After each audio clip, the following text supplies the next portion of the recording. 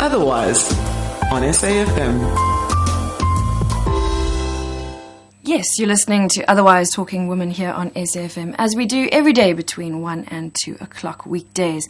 It's our help desk today, so if you'd like to share any ideas or experiences, ask questions, the number to dial is 0892 10 2010. That's 0892 10 2010. I'm going to start with Umbilical Cords. It's a documentary following 3 pairs of mothers and daughters on a journey through the love and pain of mothering and being mothered in a transnational world. It's an honest, revealing and thought-provoking glimpse into the complexities of what it means to be a mother, a daughter and essentially a woman. In studio with me is filmmaker and director Sarah Pinkney Jones, the courageous young woman who explored these stories both behind the camera and in front of it. Sarah, it's so good to have you in studio with me. Thank you, Kim. Lovely to be here. Welcome. So you weave together these 3 very different stories, I must say. It's across generations and it's across continents as well. What moved you to make the film? Well, I was living with 2 other young women in Cape Town, and my mother's Indonesian Chinese. Zanele's mother's from Lesotho, and Myra's is from Argentina, but she moved to Joburg as a child. And we were living together and coming from such different cultures. And interestingly, the only people that ever phoned our landline in the flat were our mothers. And it would happen on a daily basis. Someone's mother would phone and we'd have a long chat with them about food or the weather. They'd ask if we were warm enough, if we were, going out too much. And I just wondered, beneath all of this chit-chat, I thought, how much do we really know about this other woman? And I suppose that stems from my own relationship with my mother and my question of how much I really knew her. And, you sit down and have some very intimate and candid interviews with these women as well, both the daughters and the mothers. And for me, it seemed that the women actually expressed themselves in a way that they hadn't expressed to each other. So the camera becomes a sort of vessel for them to express something they haven't spoken about. Were they open to being interviewed on such a subject? That was what was so striking. I had the idea to make a short film. I put the camera up and their whole life stories and pains and worries and dreams just flowed out. It was incredible. And I think it's because in families we rarely talk about our deepest disappointments and anxieties, and we rarely express what our heart really needs to know.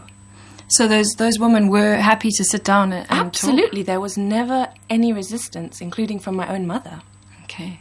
So you touch on so many themes in this documentary. It's really a fantastic sort of overall experience of what it is to be, I think you said, family and also mother and daughter relationships. But you say in the film that you wanted to understand your own relationship through how the other mother and daughters navigated their conflict, because that was one of the general themes. There's conflict in every one of those relationships. So what did you learn through Maya's story and what did you learn through Zanele's story? And maybe if you could give us a bit of background on their stories. During the making of the film, a very large conflict broke out between my mother and I over the race of my partner, and we didn't speak for a year. And in speaking to the other mothers, I was able to feel out what I had wanted from my own mother and what I could hope for and maybe ask for, and also where my mother had been, and try and understand what it was like to be a mother. And also through talking to the other daughters, identify with their frustrations and, really just kind of work through my stuff through the film, which I think many films is. And I think, Zanele is from Lesotho, if I'm correct. Myra is from Argentina originally, and her mom is based in Joburg. So you've got some quite sort of, you touch on sort of cultural experiences, but there's also universal themes that emerge. Tell us a little bit more about that for you. Absolutely. I think the themes are very much to do around attachment and from speaking to the mothers, when you have a child, this baby comes out of you physically, and you have this other life that is dependent on you. And in speaking to my mother only just last week about the film, you you invest so many dreams and hopes and ideas of who this person can be. And I think the core universal struggle that was experienced by all the daughters was very much around negotiating that image that the mothers had in their heads of who they wanted their daughters to be, and the expectations the daughters had of a mother that can do everything, give everything, love you no matter what. So it's very much about these images we hold in our heads about each other. It's a very subtle thing, isn't it?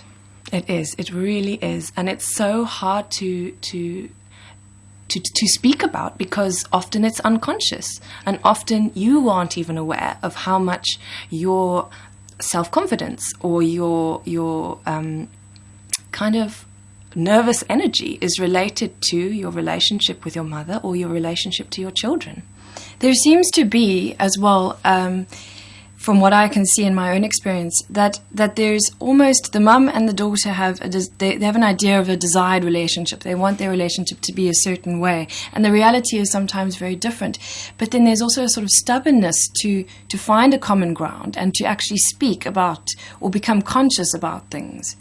And I think the issue is that everything is so loaded because of these ideals we hold on to.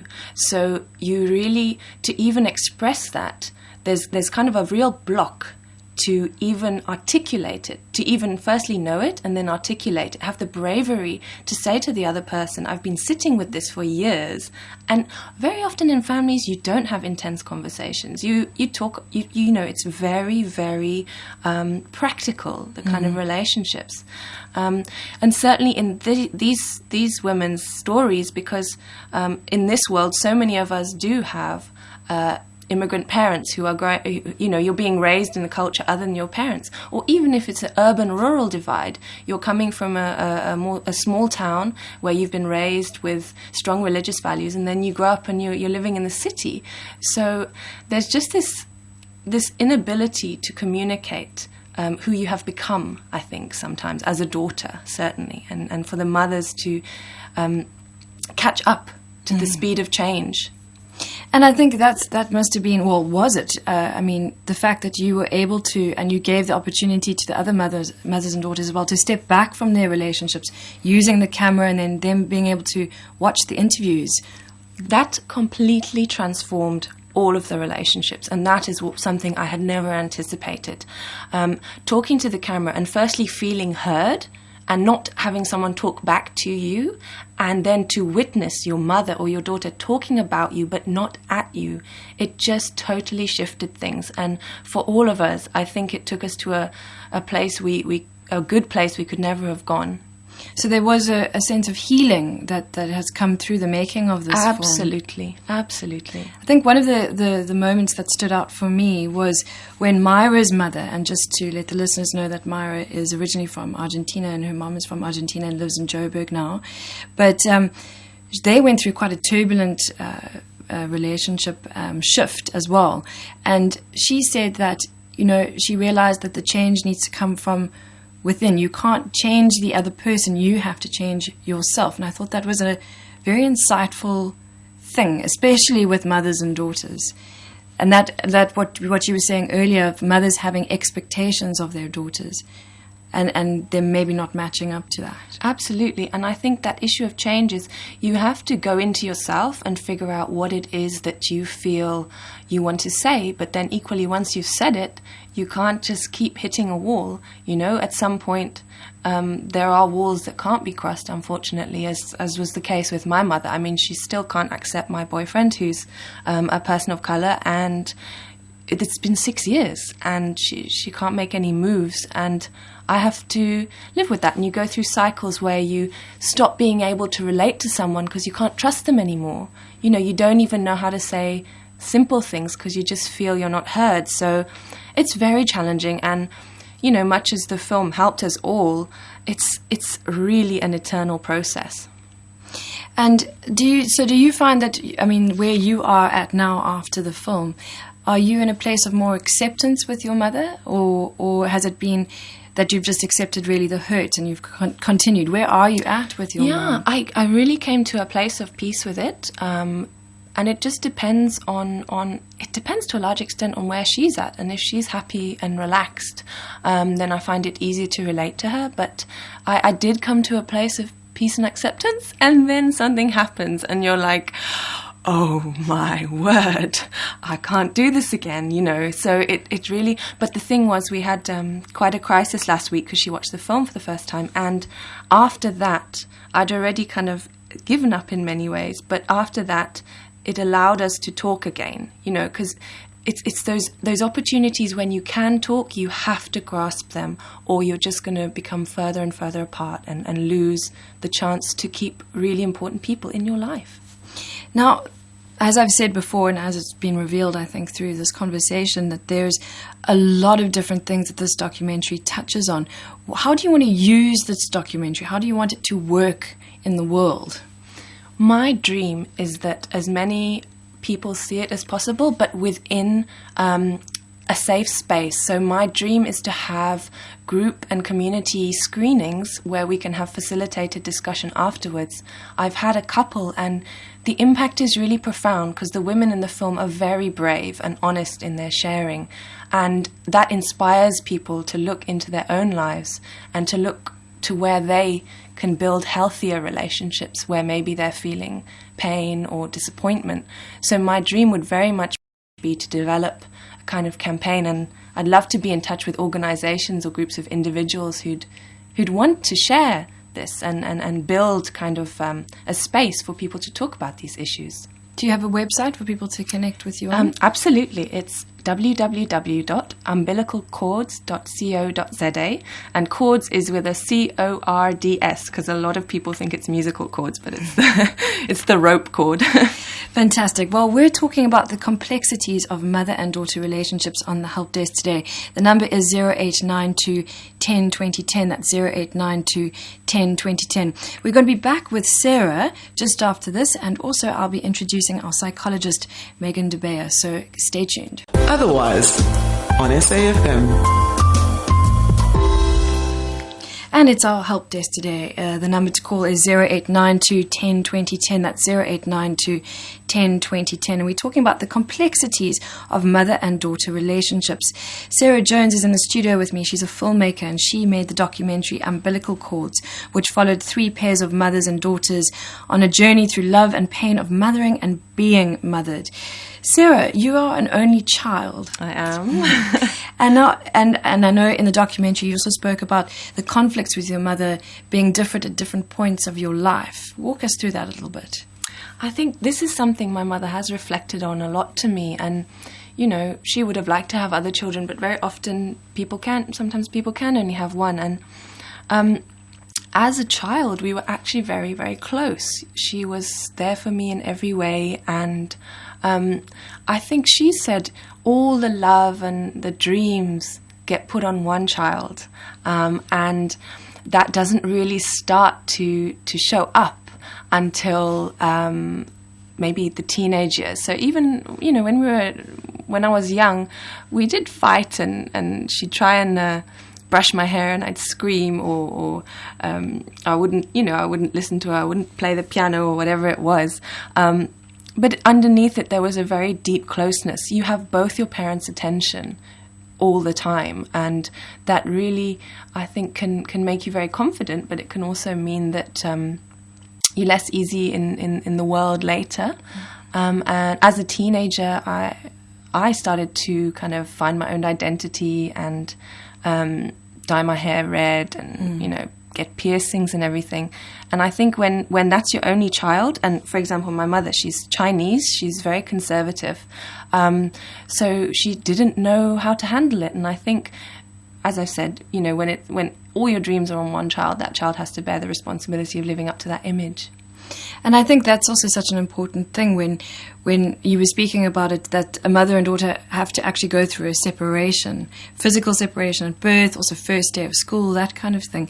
And then when you hit your teenage years, you're finding your independence, and that's the roughest part, I can imagine. We apparently have Jerry from Pretoria who would like to speak to you, Sarah. Hi, Jerry. Hi, ma'am. How are you? I'm so well. Thanks for phoning. I'm fine. As a writer and an aspiring, filmmaker, you are doing a wonderful thing, and then I would love to have an opportunity, to work with you on, some of the jobs that I'm doing. So I don't know, how can I be in contact with you? That would I will be... leave my numbers at the studio, please. Absolutely. That is so wonderful to hear. That's my dream, to connect with people across the country and put together a whole tour where people can really talk through these issues, which shape our lives, Thank you so much for calling, Joe. If you can keep holding, Hazel will get your details and we'll pass them on to Sarah. Thank you for calling. Fantastic. What amazing Wonderful. feedback. Absolutely. And this is what you really wanted to do with this documentary. Absolutely. And, what has also been striking is that men really connect to it. I've shown it to close male friends of mine, and it's parent-child issues. It's not just about women, though that obviously is the inroad in this case. It's just this thing of being a human being on this planet and meeting someone and deciding to have a family, and you produce a whole other human being that has to take on its own destiny, and you can't know what that is. I mean, the mothers in the film, they say it like when there are these transformations in the relationship, Tsepiso, Zanele's mother, she says, okay, so I fought, and now I have to actually deal with that, and I've accepted the separation. And she says, I don't know her destiny, but I'll support her no matter what. And certainly for me, that is what I needed to hear. You asked earlier how hearing the other mothers speaking, to kind of hear these different ways of living motherhood was very healing, and to understand that, yes, that is what I want, and to know I can't necessarily get that, but just to know that is what it's about. And thinking about motherhood and you being able to get this glimpse into it as well. I mean, do you want to be a mother yourself? I would absolutely love to be a mother. But what this film has taught me is that you have to have reached a certain level of emotional maturity to really be able to deal with it. And I've talked to a lot of pregnancy counselors, and they say that they really want to use this film as a resource in counseling people who are thinking about having children or who have had children, just so that they can start to get to grips in the midst of all of the prams and baby bottles and this very, very simple, practical kind of caring, to also start coming to grips with the emotional caring. And I think, you can be prepared, and you need to talk through these kinds of things. But also, what comes up time and time again is parents saying they did the best that they could do. Absolutely, and I think that's the other thing. I've done a lot of reading around this, and there's all kinds of theories, and everybody has to find their own path. And you really have to just trust yourself to a large extent, and know that you did your best. And there's this thing called a good enough mother. Motherhood is so loaded. There is this ideal of the perfect mother, and all these mothers struggling to get it right, and then things go wrong and they think it's all their fault. But actually it's more, were you good enough? Were you there? Were you there? I think is a very big thing. And in what ways were you there? All right, well, it's our help desk today, and that's 0892 10 2010, 0892 10 2010. And we are speaking about the complexities of mother and daughter relationships. So we are talking mother and daughter complexities in their relationship, and the fact that it is such a profound bond, coming with all its challenges and its good things as well. And it is the help desk, so feel free to phone in at 0892 10 2010. That's 0892 10 2010. And with me in studio, I have Sarah Pinkney Jones, who is a documentary filmmaker, and she made Umbilical Cords, where she tracked 3 pairs of mothers and daughters on a journey through the love and pain of mothering and being mothered. Otherwise, on SAFM. Yes, you're listening to Otherwise Talking Women here on SAFM. And as I said, it's the help desk today, and we're talking about the complexities of mother and daughter relationships. The number to dial is 0892 10 2010. That's 0892 10 2010. I have filmmaker Sarah Jones in the studio with me, who made Umbilical Cords, and that's a documentary. And I want to, at this point, take the opportunity to introduce our psychologist and relationship specialist, Megan Debayer. Hi, Megan, are you there? Yes, I am here. Thank you. I've been listening a little bit to your talk, and well done with the video. It sounds amazing, and I look forward to it. Fantastic. Megan, thank you so much for joining us as well. I think what I'd like to start off asking you is that, in this documentary, and I know you haven't seen it, but I think it speaks to a kind of universal experience of mother and daughter relationships, that sort of conflicts and challenges arise at different phases of your relationship with your mother. And in fact, one of the women in the documentary describes it as a tapestry of emotions. You know, conflicts from the past exist in the present whenever you're in front of your mother. Do you believe that the relationship between a mother and a daughter at a young age sets in motion the conflicts that you'll experience throughout your life?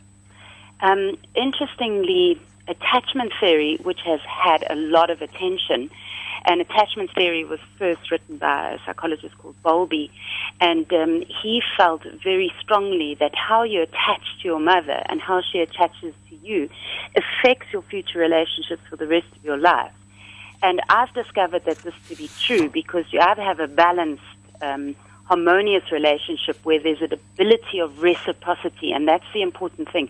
It's ability of give and take, that you don't just constantly receive, over-loving or over-smothering, that there is natural life and a kind of give and take that goes on, and that would be seen as a kind of balance and what's been already referred to as good enough parenting, where there's acceptance of this natural coming and going and giving and taking between mother and child. Then there's an ambivalent relationship when the child would never know whether the mother's going to be there or not. So let's say it's an alcoholic mother or a depressed mom or a mom that travels away from home for long periods of time. So those moms out there that do travel away from home, we're talking about long periods of time where the child is in the first 2 years completely bereft and left, without the mother, and no real replacement at that level. So that kind of ambivalent parenting then sets up a fear of closeness. And then you get, of course, the neglectful and abusive mother. And a neglectful and abusive mother, in Bowlby's terms, was a genuine case of neglect and abuse, not just kind of mild, once-off temper tantrum, And, of course, that then affects our ability to attach in relationships. And as you know, our ability to attach to someone and feel safe in their company really has a major impact on our ability to then stay committed, to stay available, to stay loving, to stay present, to stay trusting. So there is this theory about attachment that then continues. And I've seen this over and over and over again through therapy and in dealing with literally thousands of parents over the 18 years I've been in practice. But what is possible is healing. Healing is possible, and that's what I love about what you have been talking about.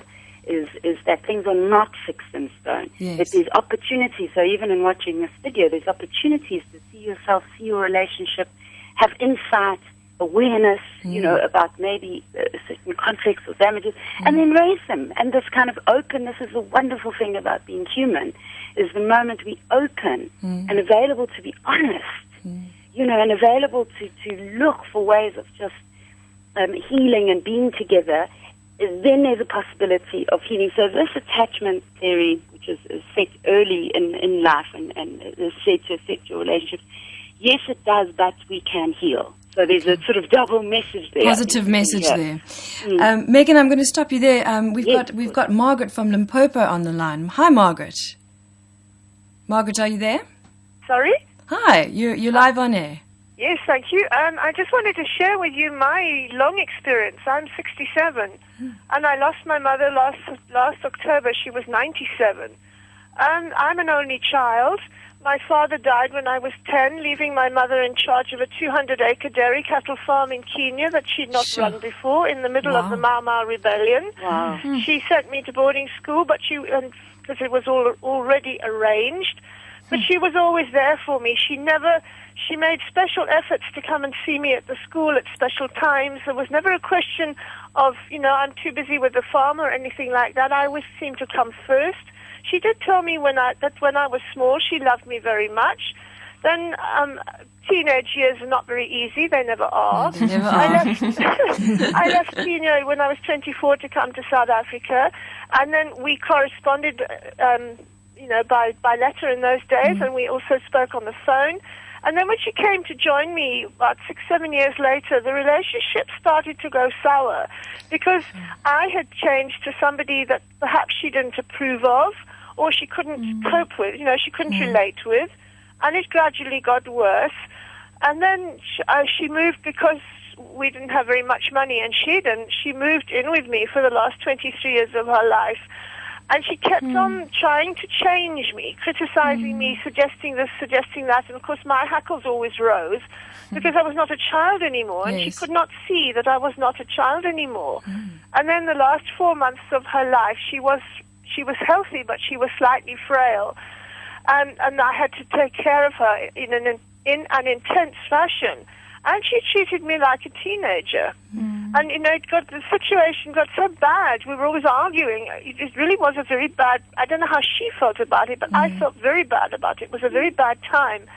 But, all that disagreement between us, all that friction, all the criticizing, all the, perhaps you would have called it distrust, when she died, I was not prepared for the agony of loss. Yes. And that goes back to the umbilical cord, does it not? Absolutely, and that's a very powerful story, and I think a lot of people can relate to your story, Margaret. Thank you so much for calling. Thank you. It's a pleasure. Thank Have a lovely day. You We'll too. see you too. Thanks, bye-bye. I think that story also kind of shows us how if parents are not prepared, or particularly mothers are not prepared to be aware of themselves and to see that they too need to grow, and that the role of mother has got to change and develop as your child grows. And if parents are not prepared to look at themselves, then they get stuck in these patterns where they just stay in mother role. And we are not just mother role. I mean, we women and friends and sisters and workers. We are so many aspects of life, and we need to show all of ourselves to our children, and our children need to show all of themselves to us.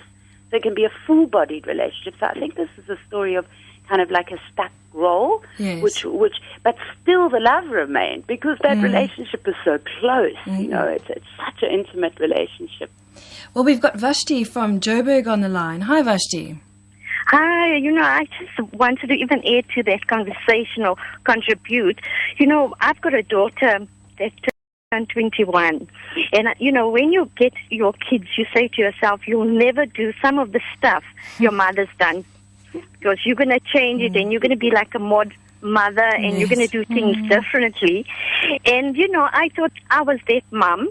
And when my daughter turned 21, she obviously was fighting for her own independence.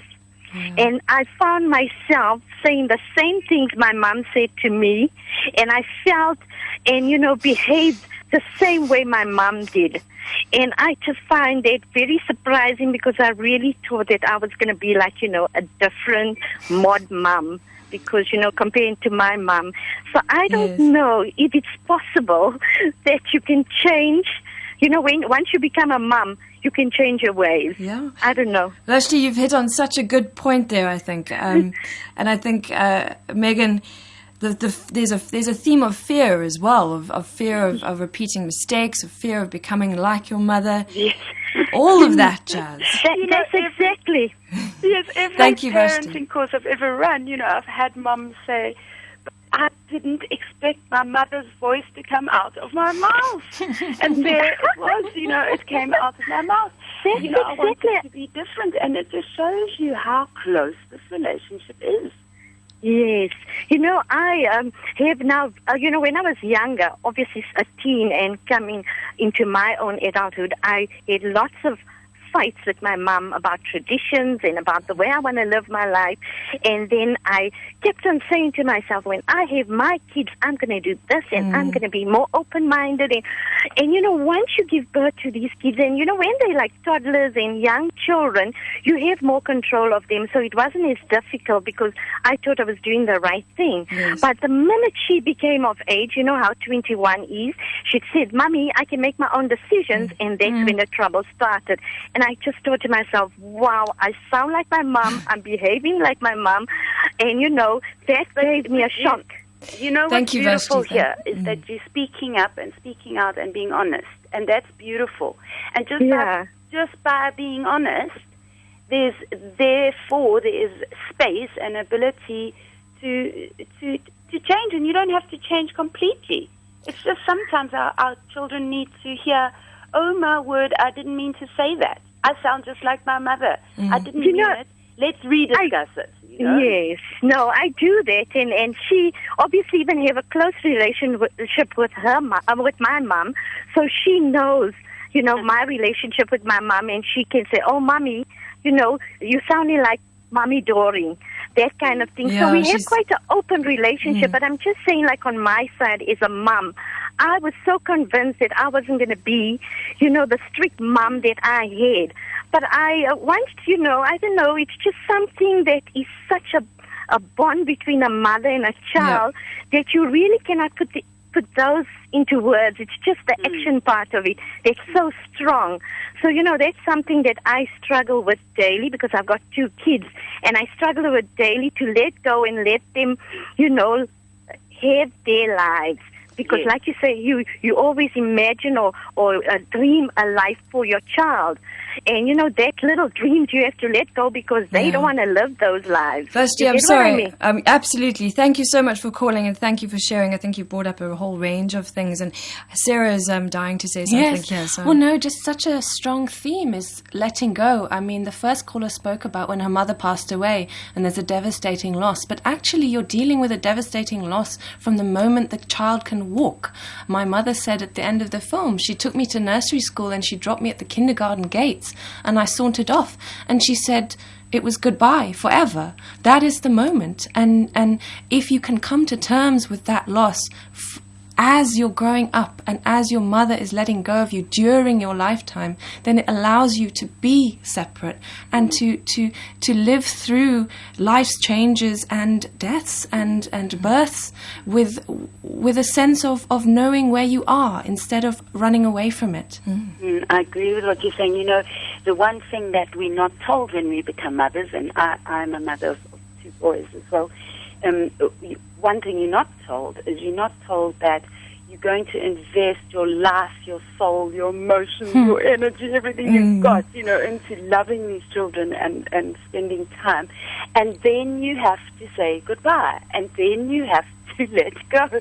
And you're not told that, you know, that you're just kind of creating a platform. So our own needs, and I've seen it over and over, and also with myself, our own needs come into it because we love so passionately our own children so dearly and so closely. And then our own needs come into it, that you want to remain close. And so we have to grow up as mothers and go beyond ourselves and become mature, wise women to be able to say, right, I've created a platform and now I have to get on with my own life. And these beautiful beings have their own soul journeys. And I can just be there, and in loving them, I can help them, not loving them from a distance, not imposing upon them. So I'm kind of a really great believer of remaining loving and remaining connected, but absolutely, I agree with you, letting go, standing by, being the guide, being the coach as opposed to the imposer. Well, you're listening to Otherwise Talking Women here on SAFM, and it's the Help Desk today, and we are talking the complexities of mother-daughter relationship. The number to dial is 0892 10 2010. That's 0892 10 2010. From our Facebook page, we've, I think this touches on the teenage years, the difficult adolescent years that our first caller was talking about. And Daneo says, a relationship between a single mother and a single parent, mother and daughter, is not made out or it's not it's all it's made out to be. We are one another's best friends, but there are sometimes certain situations where we have to draw the line, when the mother must act out her proper role and no longer be the friend.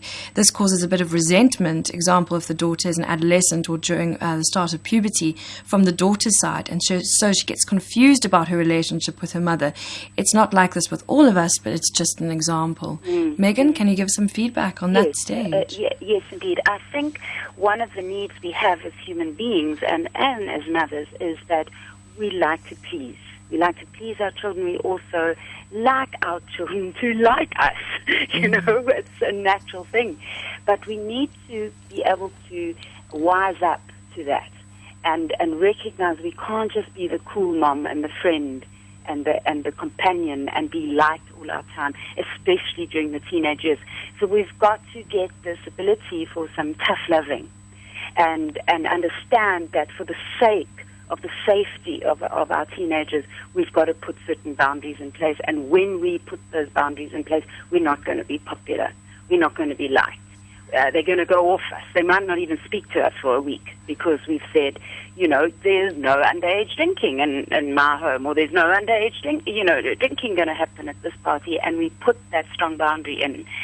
And we've got to be ready for the backlash and stand by it, but stand by it from a loving place, not an angry place. So we stand firmly in a loving place, saying, that's the boundary because I love you, and I'm so sad you don't like me right now. But because I love you, I'm going to withstand this. I mean, that is the advice I bring. It sounds a mature position because it is. Well, in terms of these teenage years, this sort of finding your independence as a teenager, and especially as a girl, what are the main issues that you come across, Megan, in your work? My word, the biggest issue, and it's already come up in conversation, is this sudden growing up of the female teenager in the home and seeing her mother as an individual woman and not as a mother anymore. And as she starts seeing that, she starts criticizing her mother. And the reason she does that is because she has her own fragile ego, and she's trying to find herself and trying to sort out who she is. So it's so easy to just blame the mother, for everything that's going on in this kind of hormonal mix that's beginning to emerge, and so you get a lot of criticism directed towards the mother. You get a lot of times teenage girls blaming mother. You get teenage girls pointing out constantly the flaws of the mother's personality, and that can cause a lot of emotional tension because a lot of the time a teenage girl can be right. It's unfair, but she can be right. And then how does one discuss this openly and honestly and say, yes, maybe I'm a mother and I do show jealousy. I'm a human being too, and can't we just talk about that instead of the teenage girl sort of tearing into her mother about, a jealous streak or something like that. So these are very difficult subjects that a teenage girl starts seeing and pointing fingers at the mother. So that's unexpected. We don't expect that as a mother, and up it comes. Yes. The other difficulty that I see over and over and over is this curfew time. Which parties a teenage girl is allowed to, what time she must come home, what clothes she must wear. The skirts are too short, the tops are too short. The boundaries. The boundaries around drinking. Drinking is massive in our South African community amongst teenagers.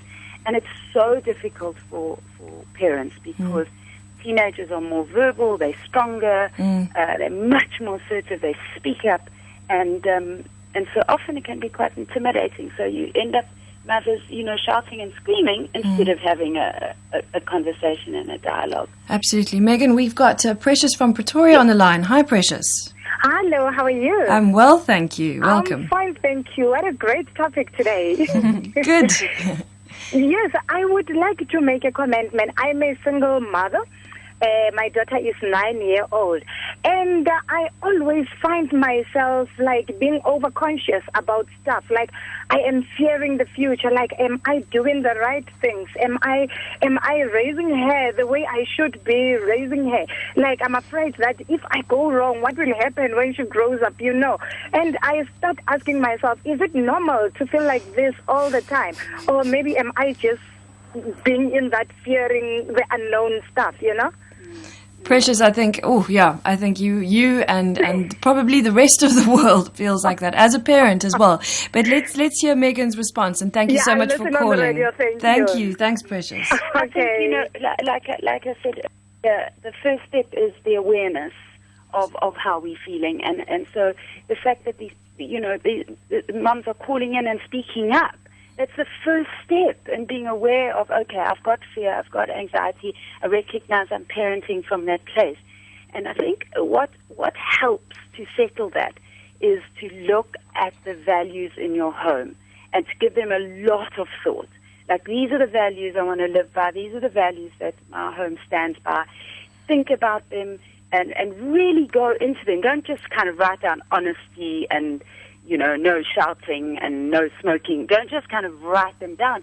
Think about them and then discuss them with the family. And then what that does do is it helps settle the way you're running the home and the sort of standards you want to live by. So it makes you feel, all right, I can make this decision because it's from the values that I believe in, and it's based on the kind of standards that I believe a home should operate on. And that gives confidence. The other thing is sometimes to just calm down. Simply calm down. So lots of kind of deep breathing, grounding yourself, going back to a loving base and saying, right, if I love this child very, very, very much, and wise love, if I really loved her right now, what would my decision be? And keep going back there. So I think the kind of mindfulness and grounding it in one's values and standards that one wants to live by is important, and that can kind of lower the fear. But of course, fear will always be there. Yep. I think you've said it. It's raised in the video from what I've heard, that fear will always be there, and we've just got to keep on noticing it and trying to let go of it. Sarah, I'm going to get to you in a moment, but we've got Romy from Durban on the line. Hi, Romy. Hi, afternoon. I was just listening. I'm very interested in this topic, and I think it's so important for women to be able to talk through just about mothers. And I can also speak to the fact that with a mum being late or deceased, that relationship's still so strong. It still influences your role as a woman just so much. And what I was quite curious to speak or ask Megan her thoughts on was in terms of preparation for motherhood. I'm just interested in her courses and also what the kinds of things women can do in preparing themselves in their own journey to motherhood. And perhaps how they can also access their mother to pass on some advice. Romy, thank you so much for calling. Sure, great. Megan. Okay. So my belief is that parenting is a sacred journey. I really do believe that. So I think because it's a sacred journey, we have to be able to find peace within ourselves, peace for ourselves, peace by ourselves, and find the way to love ourselves first. So if that requires a certain amount of, let's say, self-work, whether it's going to counseling or whether it's going to some workshops or whether it's just doing journaling and self-reflection, I'd highly recommend some self-work, really looking at who am I, what am I made of, what are my values, what are the standards that I want my home to live by, what difference do I want to make in the world, etc., etc. So sort of really looking at oneself and being mindful of who you are in the world. And one of the biggest statements I always make, which is, if we want to raise somebody properly, if you want to raise someone properly, raise yourself. So I think it really does need to start with awareness of oneself. And a huge tip for all parents would be to be able to regulate one's own emotions. So when one's own emotions are rising up, if there's anger, if there's fear, if there's irritation, to be able to calm oneself down. I think that is the biggest tip. It sounds so simple, but it really, I've had parents thank me over and over for just saying, right, you taught me how to pause. These days I just pause, and therefore I fight the fights that are worth fighting. I don't fight the fights that are just end up with, bickering, squabbling. And so this ability to pause and then self-reflect and say, right, where's this coming from in me? What's this about in my life? Is this an old trigger? Am I just reacting? How can I turn this reaction into a response?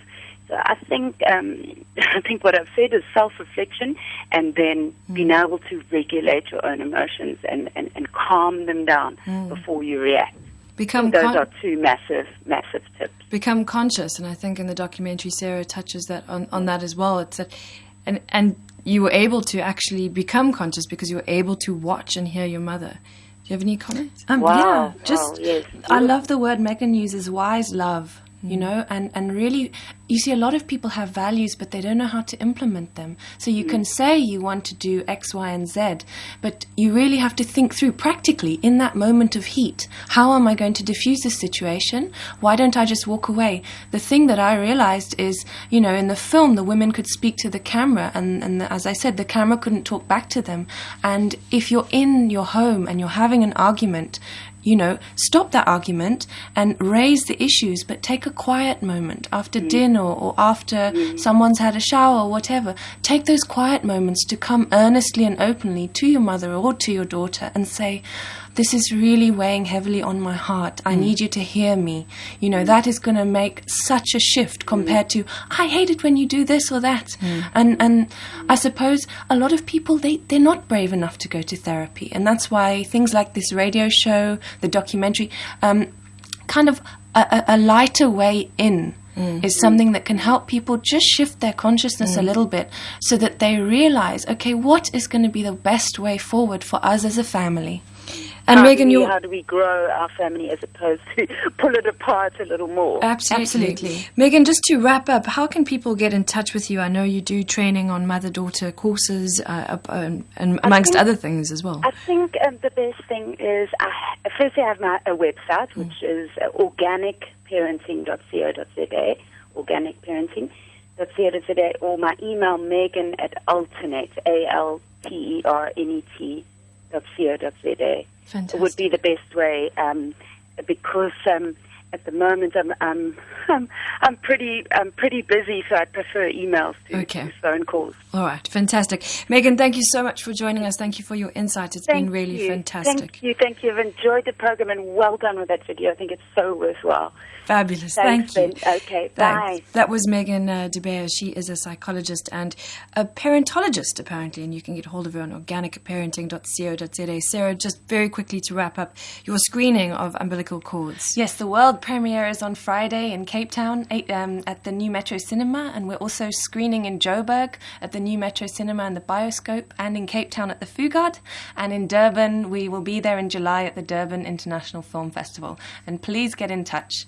And it's Umbilical Cords. It's umbilicalcords.co.za, and we're having a fundraising campaign for our outreach program, so please do get in touch. And that's Cords without an H. Cords without an H. Fantastic. Umbilical Cords. Right, so, well, that's it for Otherwise today. If you want to connect with us about the show or any other show ideas or questions, you can email us on otherwise@safm.co.za. Thanks to the team. That's Hazel Makazeni, Derek Fordyce, and I'm Kim Winter. Fordyce and I'm Kim Winter. Fordyce and I'm Kim Winter. Fordyce and I'm Kim Winter. Fordyce and I'm Kim Winter. Fordyce and I'm